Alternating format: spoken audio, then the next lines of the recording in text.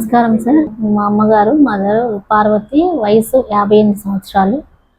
ఈమెకి heart problem ఉందని తెలిసింది. ఎలా అంటే నడిచేటప్పుడు ఎక్కువ ఆయాస పడుతుంటే మేము వేరే హాస్పిటల్కి అడ్మిట్ అయినప్పుడు వాళ్ళు చెప్పారనమాట. అక్కడ యాంజియోగ్రామ్ చేసి 3 వాల్స్ బ్లాక్ అయిపోయినాయని చెప్పారు.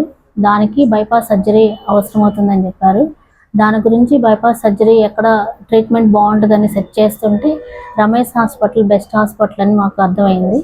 సో మేము డైరెక్ట్ హాస్పిటల్కి అడ్మిట్ అయ్యాము. అక్కడ డాక్టర్ జయరామ్ పాయ్ సార్ మాకు చాలా కౌన్సిలింగ్ ఇచ్చి ప్రాబ్లం ఏం లేకుండా మేము సర్జరీ సక్సెస్ఫుల్ చేస్తామని చెప్పారు.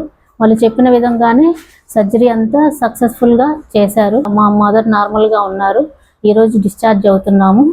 సో అందరికీ, మేనేజ్మెంట్కి, డాక్టర్ గారికి అందరికీ ధన్యవాదాలు. నాకు సార్ బాగా చేశారు ఆపరేషన్. నేను చక్కగా కోలుకున్నాను. ఈరోజు ఇంటికి వెళ్తున్నాను.